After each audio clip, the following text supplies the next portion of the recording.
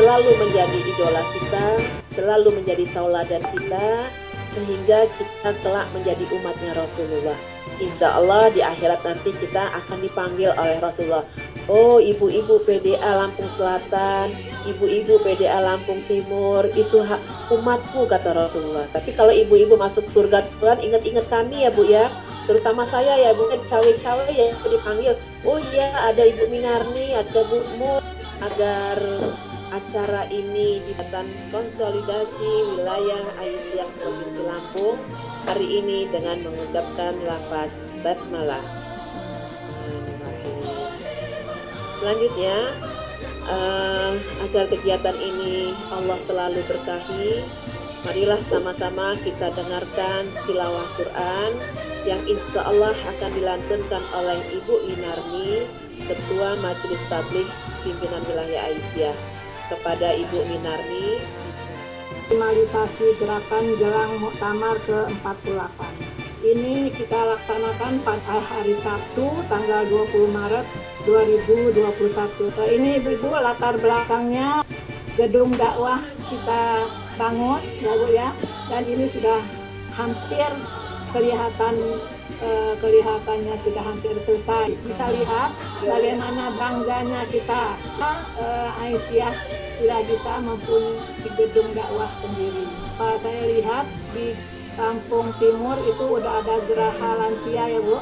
Ini sebagaimana ayat yang saya baca tadi, yaitu tentang refleksi kepemimpinan, yaitu tentang wal mu'minuna wal mu'minatu ba'duhum awliya'u ba'din. Aisyah dilahirkan pada tanggal 27 Rajab 1335 Hijriah dan bertepatan dengan tanggal 19 Mei 1917 Masehi. Aisyah sudah berumur 107 tahun. Kemudian mereka akan menjadi kader Aisyah di masa yang akan datang. Kemudian kader keluarga. Kader keluarga ini adalah istri pimpinan Muhammadiyah. Kemudian putri pimpinan Muhammadiyah atau Aisyah. Ya, kita masukkan di Nasihatul Aisyah atau di IPM, Ikatan Pelajar Muhammadiyah, IMM, Ikatan Mahasiswa Muhammadiyah. Nah, inilah putri-putri kita ini semua nanti akan yang menggantikan kita di masa yang akan datang. Kemudian menantu pimpinan Muhammadiyah Aisyah dan kader profesi dan komunitas.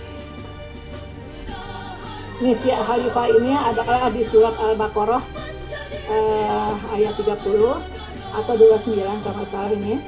Wa iz qala rabbuka lil malaikati inni ja'ilun fil ardi khalifah. Ya, ayat dan seterusnya. Inilah misi atau amanah kepemimpinan kita itu sebagai khalifah di muka bumi. Dan juga kita tidak boleh meminta-minta jabatan, ya. Tapi kalau sudah jabatan itu disampai kepada kita, itu harus kita laksanakan. Sami'na wa ata'na, ya.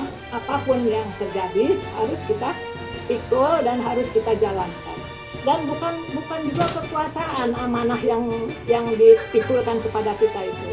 Bukan kekuasaan dan juga bukan pencitraan. Jadi harus kita laksanakan, harus kita jalankan amanah yang sudah dipikulkan atau dibebankan kepada kita.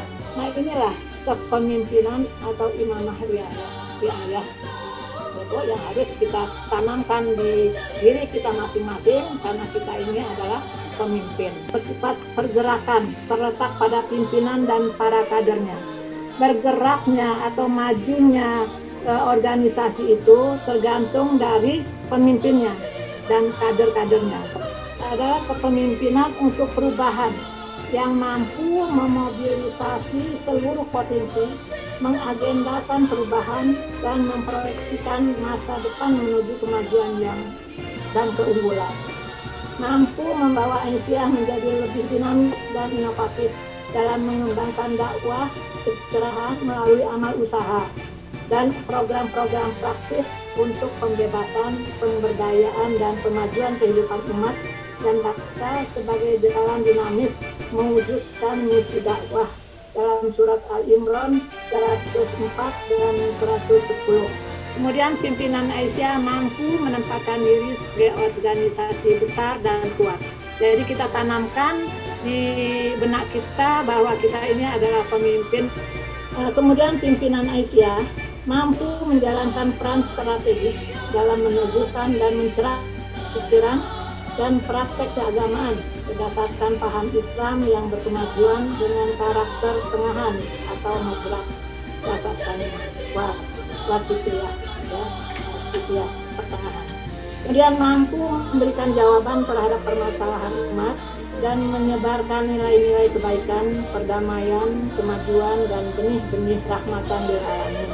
Islam sebagai agama tauhid yang universal memiliki nilai-nilai dasar yang fundamental atau basic fundamental dalam menyebarkan gerakan nir kekerasan dan perdamaian. 2. Jangan sentimen, jangan sakit hati kalau menerima celaan dan kritikan. Kita harus berlapang dada. Kemudian jangan sombong, jangan berbesar hati kalau menerima pujian. Jangan jubio, ujub, kibir, dan riak. Ya, penyakit malas dan penyakit kikir ini adalah nggak ada obatnya, Bu. Wa ala alihi wa ashabihi wal muslimin wal muslimati jami'an. Yang dihormati Ibu Ketua Pimpinan Wilayah Aisyah Lampung, Ibu Dr. Anda Nurjanah Burhanuddin. Terima kasih kesempatan yang diberikan kepada saya mewakili pimpinan pusat Aisyah. Ya, saya ditunjuk oleh pimpinan pusat Aisyah untuk membersamai semua.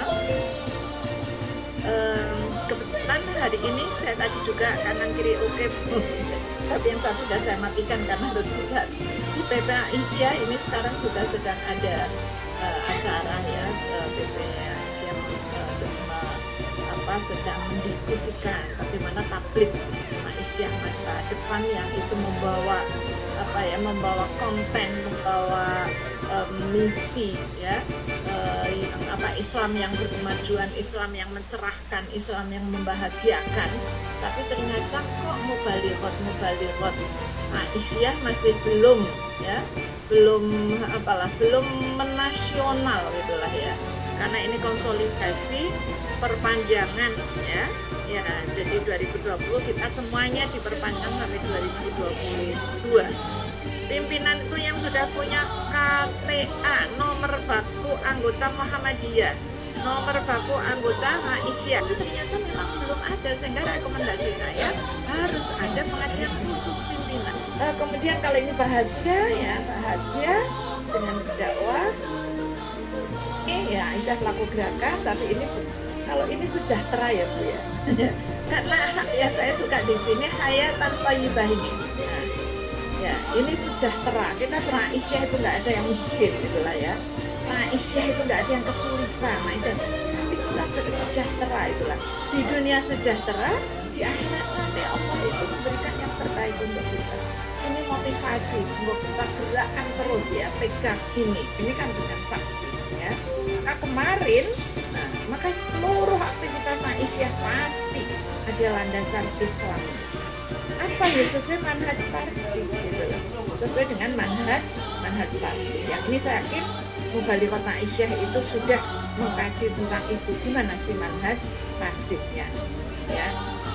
Baik, jadi semuanya ada landasan Islamnya. Siapa Ketua Majelis Kesehatan Pusat Bu Nisa menyampaikan dari NCCC minta ya Aisyah daftar lansia, kemudian diikuti oleh 2 pendamping. Nah, kemudian optimalisasi program tulis dan kegiatan sampai muktamar, bagaimana kebijakan menghadapi COVID-19, penguatan jejari, kalau kita internal itu nanti sinergitas itulah ya, permusyawaratan. Nah, sekarang insya Allah sudah ya Bu ya, kelembagaan gimana PWA secara ya sekarang udah konsolidasi dengan daerah ya, bukan hanya konsolidasi saja tapi cobalah mengawal PDA sampai cabang. Kita kadang-kadang PP itu ingin lihat bagaimana daerah akses bantuan. Coba tolong PDA mengawal PDA mengawal sampai ke bawah, lihat cabang teman kanak-kanak yang NIB-nya belum dapat ya, karena ini secara daring ya, itu harus memasukkan data itu. Saya sudah sampaikan ya, memperkuat jemaah, namanya itu organisasi, imamah itu pimpinannya, nah anggotanya biar senang gimana ya, jamaah pengajian itu biar senang datang ke pelaku gerakan kita semua ya, sudah sampaikan tadi ya, kolektif.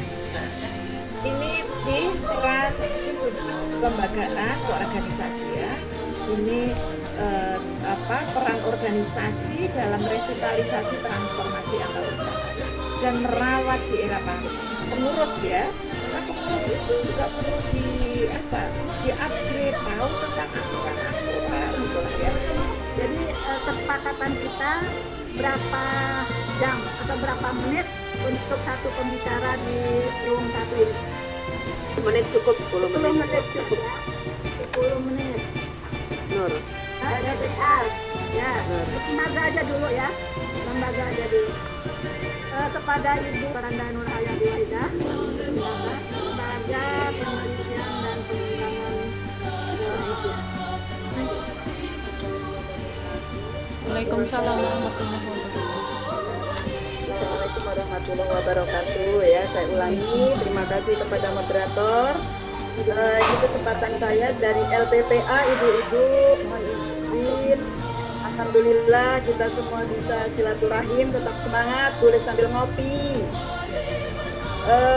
Yang pertama perlu kita semua pahami bahwa LPPA adalah lembaga berbeda dengan majelis. Tadi sengaja saya tanyakan, sudah paham semua bahwa lembaga adalah supporter pimpinan. Jadi supporter itu bukan pemainnya ya pimpinan tetap ya. Jadi kita supporter membantu pimpinan dalam hal-hal yang khusus. Lembaga tidak ada amal usaha dan seterusnya. Sampaikan terkait LPPA ini programnya ya, ini saya adopsi dari pusat. Yang utama program kita adalah MPB Madrasah Perempuan Berkemajuan. Itu kemarin sudah dilakukan di tingkat wilayah dengan peserta 40 orang tahun 2018 November. Penguatan politik perempuan, kita belum pernah ada pendidikan politik kecuali hanya kemarin ikut bersama-sama dengan Mbak Handi dan kawan-kawan memetakan perempuan yang aktif di penyelenggara pemilu.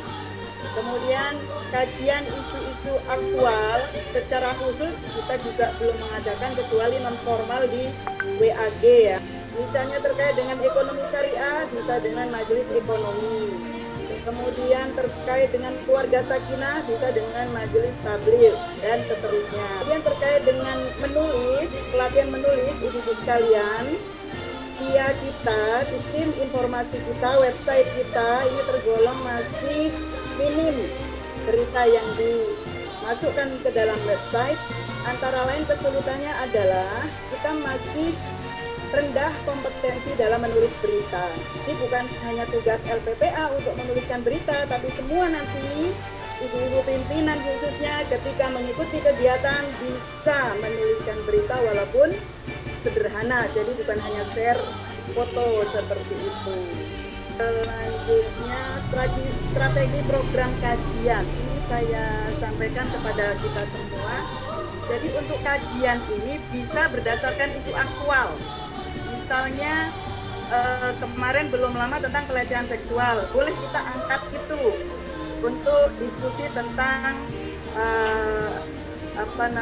yang berhubungan dengan seks, mungkin kesehatan reproduksi ya. Bisa juga berdasarkan dengan kebutuhan anggota di tingkat lokal. Jadi Ibu Aisyah di Lampung Selatan itu sebetulnya yang diperlukan apa? Kemudian di Lampung Utara, kemudian di Lampung Timur, mungkin beda-beda antara daerah. Nah di era pandemi ini dengan era digital ini sebetulnya Ibu, kita bisa lintas daerah. Jadi misalnya daerah PDA Metro misalnya mengadakan kajian, kita bisa undang dari wilayah, bisa undang dari daerah lain seperti itu. Nah kemudian bisa juga berdasarkan momen tertentu, misalnya Nanti kita menjelang Ramadan berarti kajiannya Song-Song Ramadan. Kalau April mungkin Kartini. Kemarin itu harusnya kita Milad Aisyah, itu mungkin terkait dengan gerakan perempuan dan seterusnya ya. Ibu Aisyah Metro itu ada yang aktif 40 orang, masing-masing menulis satu artikel, satu karya, paling berapa lembar, kemudian nanti dicetak menjadi satu buku, itu sudah luar biasa.